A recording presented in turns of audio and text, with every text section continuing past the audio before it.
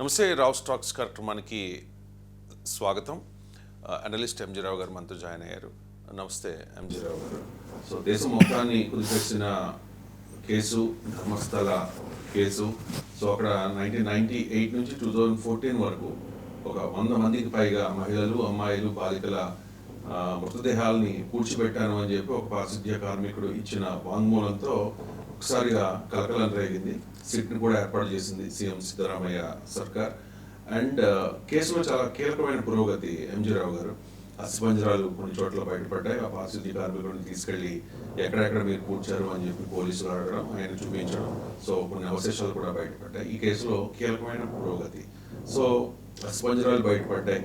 ఎందుకే అది ఎవరిది ఏంటి అనేది దర్యాప్తు నెక్స్ట్ తేలుతుంది. డిఎన్ఏ టెస్ట్ ఇవన్నీ చాలా ప్రొసీజర్ ఉంటుంది కాబట్టి. కానీ అందరి ముందు ఉన్న ప్రశ్న, చట్టం ఎవరైతే తప్పు చేశారో వాళ్ళని శిక్షించగలుగుతుందా అని చెప్పేసి ఏంటి మీ విశ్లేషణ? ఎస్ అండి, ఇప్పుడు ప్రణయ్ మహంతి అనే ఒక డీజీపీ ర్యాంక్ ఉన్న అధికారితో 5 ఐపీఎస్ ఆఫీసర్స్ ఉండి 20 మంది దాకా మొత్తం సిట్టిలో ఒక బృందంగా ఏర్పడి సిట్టిని ఇప్పుడు మీరు అన్నట్టు సిద్ధరామయ్య కాంగ్రెస్ సర్కారు ఒకటి ఏర్పాటు చేసింది. ప్రధానమైన ఆరోపణ ఎవరి మీద వస్తుంది అంటే అక్కడ ఆలయ ఏది మంజునాథ పార్వతీ పరమేశ్వరులు ఉండే మంజునాథ టెంపుల్ ధర్మాధికారి ఆలయాధికారి 1968లో ఆయన 19 సంవత్సరాల వయసులో వచ్చారు వీరేంద్ర హెగ్డే. ఆయన మీద ప్రధానమైన ఆయన కుటుంబ సభ్యుల మీద ప్రధానమైన ఆరోపణలు వస్తున్నాయి. ఎందుకంటే 400 ఎకరాల సైటు, అదేవిధంగా 3 కిలోమీటర్ల రేడియస్లో మొత్తం వ్యాపారం. ఎందుకంటే దేవస్థానం వ్యాపార సామ్రాజ్యానికి 1968 నుంచి ఆయన పనిచేస్తున్నాడండి. ఇప్పుడు ఆయన అన్ని విధాలుగా ఉన్నారు. ఆయన మీద ఆరోపణ వస్తుంది. ఇప్పుడు ఈ సిట్ బృందం దర్యాప్తు చేస్తూ ఉంటే అసలు వణుకు పుట్టించే భయానకమైన పరిస్థితుల్లో అస్థిపంజరాలు బయటపడుతున్నాయి. అదొక దండకారణ్యంలా ఉంటుందన్నమాట. అంటే చాలా దట్టమైన అరణ్యం. మంగళూరుకి దగ్గరలో వెస్ట్రన్ ఘాట్స్ అంటే మనకు తెలిసిందే. వెస్ట్రన్ ఘాట్స్ అరణ్యాలు అంటే ఎలా ఉంటుందో తెలుసు. అది ప్రపంచంలో భూమధ్యరేఖ అరణ్య ప్రాంతంలో అక్కడ తీవ్రమైన వర్షాలు వస్తున్నాయి. మొత్తం ఒక 13 సైట్లు. అంటే పారిశుద్ధ్య కార్మికుడు గ్రూప్ డి ఎంప్లాయీ తను పాప భీతితో అవేకన్ కాన్షియస్నెస్తో నేను ఇంకా తట్టుకోలేకపోతున్నానని ఎస్పీకి లేఖ రాస్తే ఆ లేఖ మీద బయటకు వస్తే ఎన్జిఓలన్నీ కంప్లైంట్ చేస్తే ఒక సుప్రీంకోర్టు మాజీ న్యాయవాదులు మాజీ జడ్జిలు కూడా మాట్లాడితే సర్కారు ప్రజలకు లొంగి ఇప్పుడు సిట్ ఏర్పాటు చేయడం జరిగింది. ఇప్పుడు ఈ సిట్లో 6వ సైటులో నిన్న జరిగిన సిట్ విచారణలో 6వ సైటులో 2 అస్థిపంజరాలు బయటపడినాయి. ఆ అస్థిపంజరాలకి ఎలా ఉన్నాయంటే రెడ్ జాకెట్లు, అండర్వైర్లు ఇవన్నీ కొంచెం బయటపడుతున్నాయి.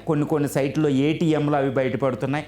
కొన్ని సైట్లు ఏంటంటే పుర్రెలు లేని అస్థిపంజరాలు, కొన్ని చోట్ల బకెట్లు, ఇలా రిపోర్ట్లు వస్తున్నాయి. కానీ నిన్న 6వ సైట్లో 2 అస్థిపంజరాలు బయటపడినాయి. అవి ఆడపిల్లలకి సంబంధించినవే అని కూడా తెలుస్తుంది.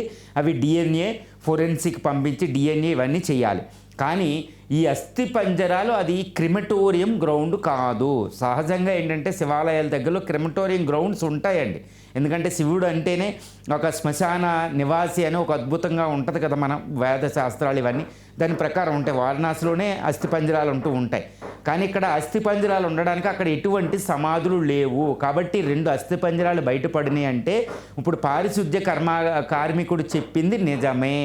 ఒక లారీ డ్రైవరు మంగళూరు నుండి బెంగళూరు వెళ్తుంటే హైవేలో ఒక అమ్మాయిని పరుగుపెట్టిస్తూ ఉంటే రోడ్డు దాటుతూ ఎందుకు ఆగితే 4 వ్యక్తులు కారులో వచ్చి ఆయన బెదిరించి పంపడంతో ఆ అమ్మాయి ఏమైందో తెలియదు. ఆయన ఇప్పుడు బయటకు వచ్చి సాక్షి చెప్తున్నాడు. ఇంకా ఎంతోమంది సాక్షులు వస్తున్నారు. ఇంకా విచిత్రం ఏంటంటే అక్కడ ఒక గత దశాబ్ద కాలంలో 20 సంవత్సరాలు పక్కన పెట్టండి, ఒక దశాబ్ద కాలంలో అక్కడ 450 మిస్సింగ్ కేసులు రిజిస్టర్ అయినట్టు తెలుస్తుంది. మనకు తెలుసు మన సమాజంలో ఒక ఎఫ్ఐఆర్ రిజిస్టర్ అవ్వడం అంటేనే కష్టం. 450 మిస్సింగ్ ఇష్యూలు జరిగినాయి. అలాంటిది అదే మిస్సింగ్ అనేది రిపోర్టింగ్ అంటే ఎఫ్ఐఆర్ అయిందో లేకపోతే తెలిసిందో. మరి మిగిలిన ఇంకెన్ని జరిగి ఉండొచ్చు మనకు తెలియకుండా అనేది అక్కడ ప్రధానమైన సమస్య. ఇప్పుడు ఇది విషయం అనమాట. అస్థిపంజరాలు దొరుకుతున్నాయి. క్రిమటోరియం గ్రౌండ్ కాదు, సమాధులు ఉండే స్థలం కాదు. అక్కడ దొరకడం అంటే ఇప్పుడు ఆ పారిశుద్ధ్య కార్మికుడు చెప్పింది నిజమే అనేది వాస్తవాలు బయటకు వస్తున్నాయి. ఇది గొగురుపడు వందలాది మంది మనం విజువల్ చూస్తూ ఉంటే వందలాది వేలాది మంది ప్రజలు ఆ ఏరియాలో వర్షానికి కూడా గొడుగులు లేకుండా అలా తడుస్తూ స్త్రీలు ఎన్జిఓ వీళ్ళందరూ తడుస్తూ విచారణ ఎలా కొనసాగుతుందో ఉంటుంది. అదేంటంటే విజువల్స్ వచ్చేస్తున్నాయి, ఎందుకంటే ఇది సోషల్ మీడియా ఎరా అండి, మొబైల్ క్యామ్స్ ఉంటాయి, అందులోంచి బయటకు వచ్చేస్తున్నాయి. మనం వాళ్ళు తవ్విన వాళ్ళు అస్థిపంజరాలు మూటలు కట్టుకుని ఫోరెన్సిక్ సిబ్బందికి ఇవ్వడానికి వెళుతున్నారు, పంచనామాలు నిర్వహించి, ఇవన్నీ మనకు తెలుస్తుంది. కానీ ఒళ్ళు గొగురు పొడే ఒక దారుణమైన విషయాలు, అత్యాచారాలు, హత్యలు ఆ ప్రాంతంలో ధర్మస్థలిలో జరిగినాయి అన్నట్టు మనకు తెలుస్తుంది. దేశమంతా అట్టుడికిపోతుంది, ఏం చేయాలో తెలియని పరిస్థితి, మానసికమైన ఒక ఆందోళన. దాన్ని ఏమంటారంటే ఒక ఫియర్ సైకోసిస్. మనకి ఎలా అంటారంటే ఫియర్ సైకోసిస్, నేను ఒకటే చెప్తున్నానండి. ఇప్పుడు మనం బస్సు ఎక్కుతున్నాం, ట్రైన్ ఎక్కుతున్నాం, లేదా ఫ్లైట్ ఎక్కుతున్నాం, ఎక్కిన తర్వాత లేకపోతే థియేటర్కి వెళ్తున్నాం, లేదా ఆడిటోరియంకి వెళ్ళాం, లేకపోతే స్పోర్ట్స్ గ్రౌండ్కి వెళ్ళాం. వెళ్ళగానే మన సీటు కింద ఒక్కసారి కిందకు చూసుకుంటున్నాం బాంబులు ఉంటున్నాయా లేదని. ఎందుకంటే హైదరాబాద్లో గోకుల్ చాట్ అని, ఇక్కడ లుంబినీ పార్క్ అని, ముంబై బాంబు తాడులు, బాంబులు జరిగిన తర్వాత ప్రతి వాళ్ళ సీట్ల కింద ఏమున్నాయి, అనుమానాస్పదంగా కారు ఆగిందా, అనుమానాస్పదంగా సూట్ కేసు ఉందా, ఎంతసేపు, ఇవన్నీ తెలుసు కదా. దాన్ని ఏమంటారంటే ఒక భయోత్పాతం, ఫియర్ సైకోసిస్ అంటారు. ఈరోజు ఆడపిల్ల బయటికి వెళ్తుంటే ఒక రకమైన ఫియర్ సైకోసిస్. ఇప్పుడు నేను ఇక్కడ ఉన్నా, ఎవరున్నా, ఆడపిల్ల ఇంట్లో ఉంటే, భార్య ఉన్న, అమ్మ బయటికి వెళ్ళినా అమ్మో అన్న ఒక రకమైన భయోత్పాతం క్రియేట్ అవుతుంది ధర్మస్థలం. అంటే స్త్రీకి రక్షణ లేదు. ఈ ధర్మస్థలి మళ్ళా ఇంకొకసారి ప్రూవ్ చేస్తుంది భారతదేశంలో. ఏమనంటే స్త్రీకి రక్షణ ఏది. రామాయణ కాలం నుంచి, భారత కాలం నుండి, బ్రిటిష్ వాళ్ళ కాలం నుంచి, రాజుల కాలం నుంచి ఇప్పటికీ స్వతంత్రం వచ్చి 75-77 సంవత్సరాలైనా లేదు. అంబేద్కర్ చెప్తారు, డాక్టర్ బిఆర్ అంబేద్కర్, ఓకే, స్త్రీ కోసం, స్త్రీ స్వతంత్రం, స్త్రీ హక్కుల కోసం మాట్లాడతారు. ఓకే, డాక్టర్ బిఆర్ అంబేద్కర్ భారత రాజ్యాంగంలో రాజ్యాంగం అమలుతోనే ఓటు హక్కు ప్రసాదించింది. అదే అమెరికా 1925 వరకు ఇవ్వలే ఓటు హక్కు. అంత స్త్రీకి గౌరవం ఇచ్చింది భారత రాజ్యాంగం. ఇప్పుడు ఆ చట్టాలు గౌరవించినాయి. మహాత్మా గాంధీ చెప్తాడు, అర్ధరాత్రి స్త్రీ భయం లేకుండా వెళ్ళిన రోజున అసలైన స్వతంత్రం వస్తుందని మహాత్మా గాంధీ చెప్పడం జరిగింది. సో ఎన్నో యుద్ధాలు, మహాభారత రామాయణ యుద్ధాలే జరిగినాయి స్త్రీ రక్షణ కోసం. ఇప్పుడు ఈ చట్టాలు స్త్రీని రక్షించగలదా అంటే ఏంటి?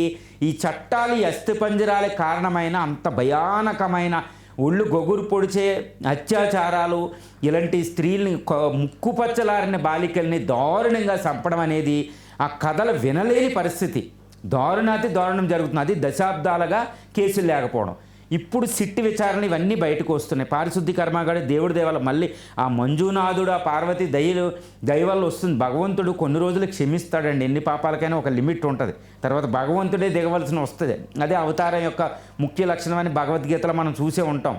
భగవంతుడు మనకే వదులుతాడు, కానీ ఒక టైం వచ్చేటప్పుడు ఇంకా భగవంతుడు క్షమించడానికి నేరం వస్తే భగవంతుడే దిగుతాడు. అదే అవతారాలని అక్కడ ఇస్లాంలోను జీసస్ వచ్చింది, ఇక్కడ కృష్ణుడు పుట్టింది, రాముడు పుట్టింది, ఇవన్నీ మనం చూస్తూ ఉంటాం.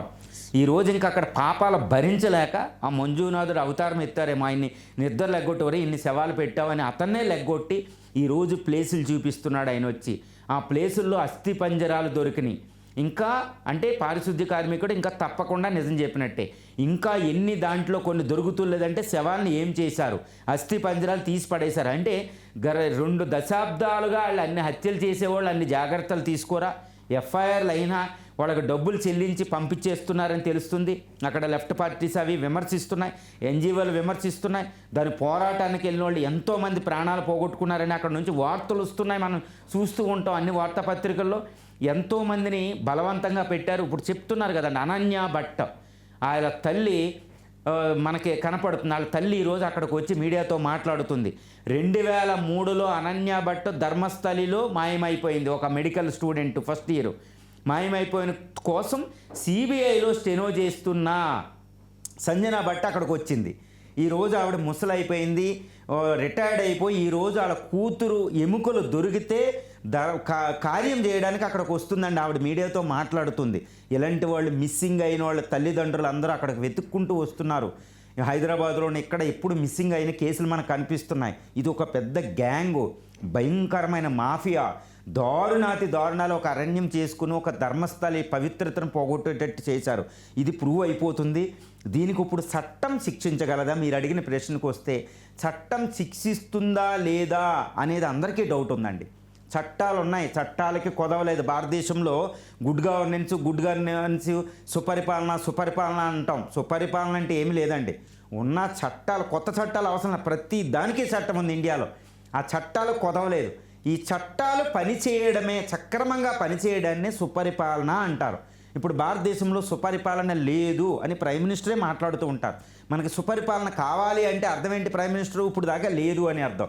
Third, economic reforms. ఇప్పుడు చట్టాలు కొదవలేదు, మరి అక్కడ పనిచేస్తాయా? అక్కడ పనిచేస్తున్నాయా? డజన్ల కొద్దీ డిపార్ట్మెంట్లు. ఇప్పుడు అవన్నీ ఎందుకు పనిచేయలేదు? గత 3 దశాబ్దాలుగా లేవు. ఎందుకు ఎఫ్ఐఆర్ నమోదు? వాళ్ళందరికీ అవార్డులు. నేరారోపణలు వచ్చిన వాళ్ళు చట్టసభల్లో కూర్చోవడం ఏంటి?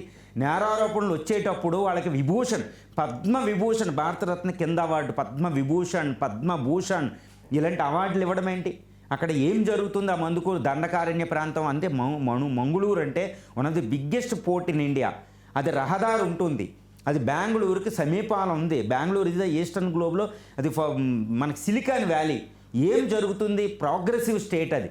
అక్కడ చట్టం పని చేయాలి. ఇప్పుడు దాకా పని చేసిందా లేదని కాదండి.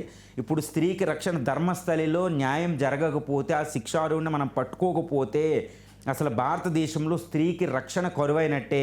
అది రాజ్యాంగానికి, భారత ప్రజాస్వామ్యానికి, భారత సంస్కృతికి అవమానం అండి. ఆ స్త్రీని రక్షించలేని భారతదేశంలో స్త్రీలకి రక్షణ కల్పించకపోతే అన్నిటికీ అవమానమే కదా. ఇది నేను అంటున్నది కాదండి, అది అవమానం.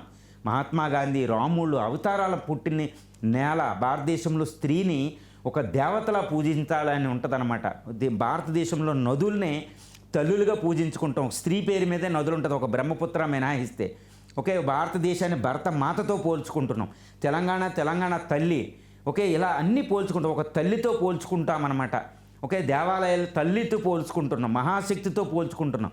ఈ స్త్రీని రక్షించలేకపోతే చట్టాలు వృధా, ఈ స్త్రీని రక్షించకపోతే ఇది వృధా. ఇప్పుడు దాకా ఏం జరిగింది? కానీ ఇప్పుడు ధర్మస్థలిలో బయటపడింది. శిక్షించాలి అని భారతీయులు కోరుకుంటున్నారు. అక్కడ విజువల్స్ మనం చూస్తున్నాం. వేల కొద్దీ స్త్రీలు అక్కడ నిలబడి ఉంటున్నారు, ధర్మం కోసం అర్రులు చేస్తున్నారు స్త్రీలండి. వాళ్ళకి శిక్ష పడిద్ది, ఆ నేరస్తుల కీచుకలు బయటకు వస్తారని ఆశిద్దాం.